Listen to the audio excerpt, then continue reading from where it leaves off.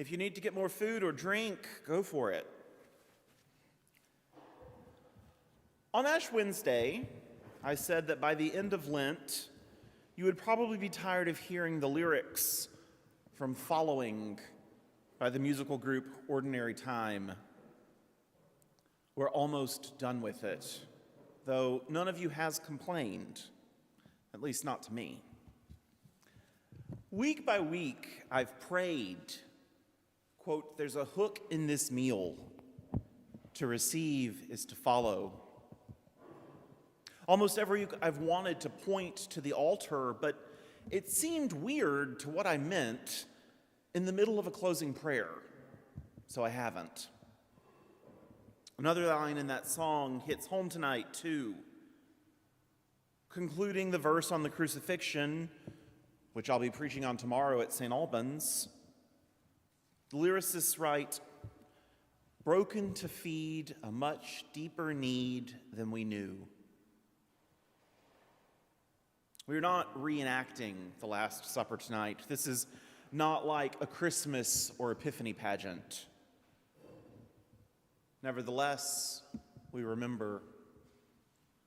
We've started the 3 days, the Triduum, and we do this in remembrance of Jesus. As we walk through Holy Week, remembering Jesus last week in the gospel texts appointed for each day, we have two major events happening in our stories this and every Maundy Thursday. Jesus gives the new commandment to love one another and washes the disciples' feet.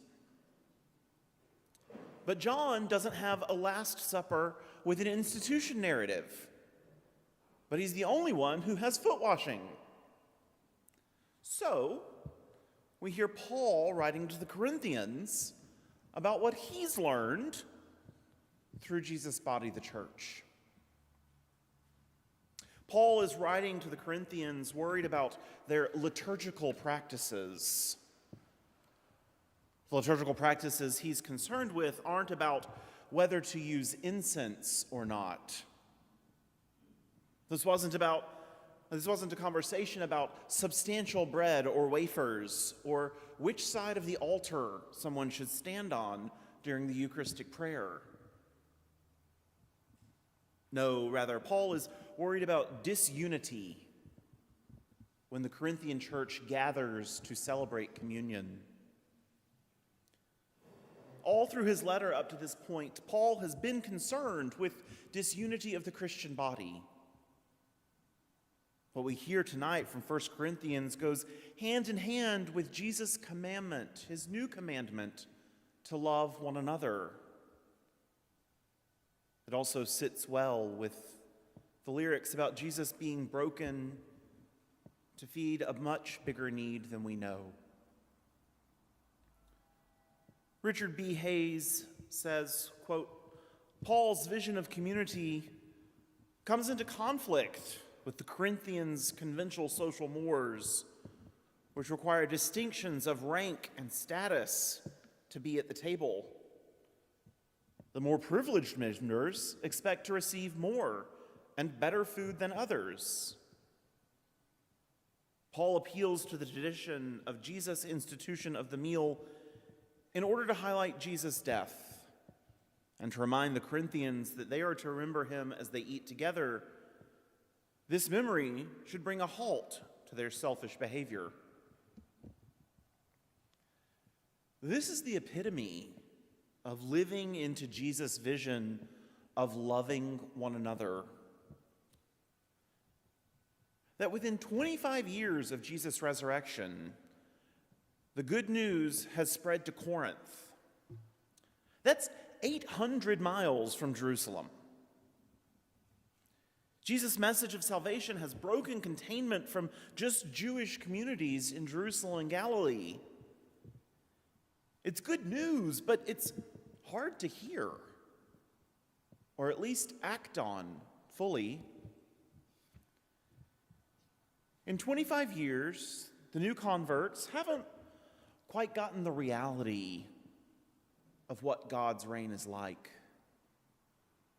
They like their order. They like their hierarchy. They have a hard time realizing that loving one another as Jesus loved us means we eat in common.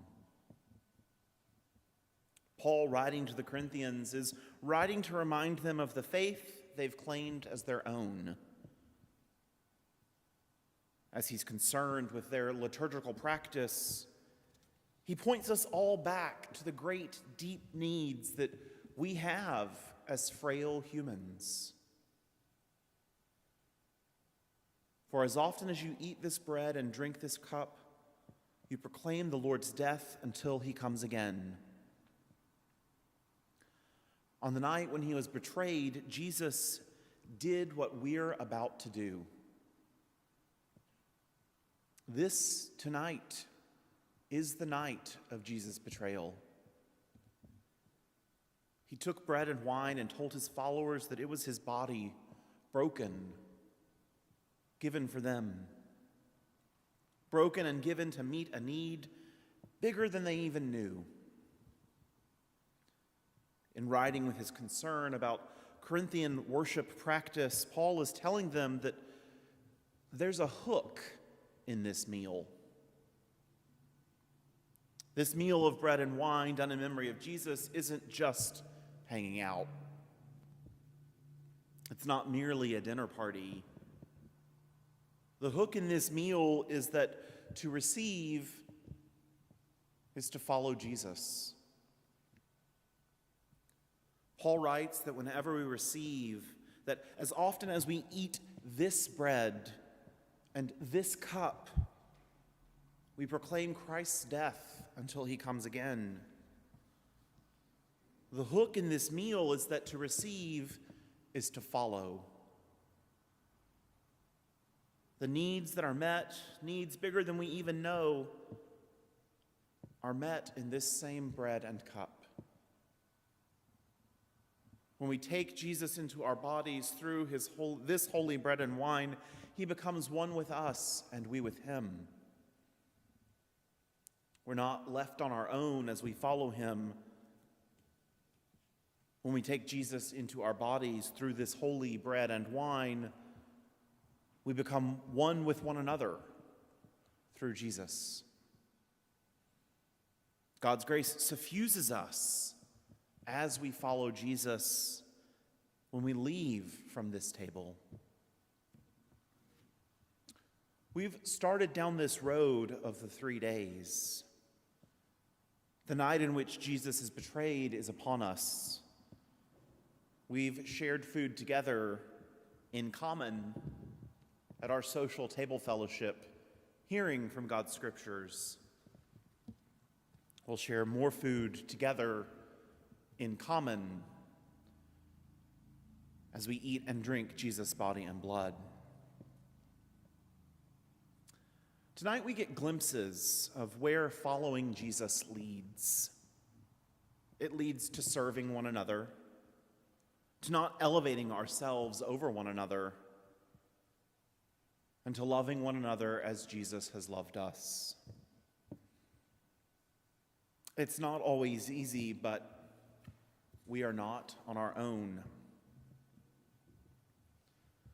O holy Christ, your burdens are light, but your blessings are heavy, almost too weighty to bear. There's a hook in this meal. To receive is to follow, and you won't always say where. What fool would dare follow you? Amen.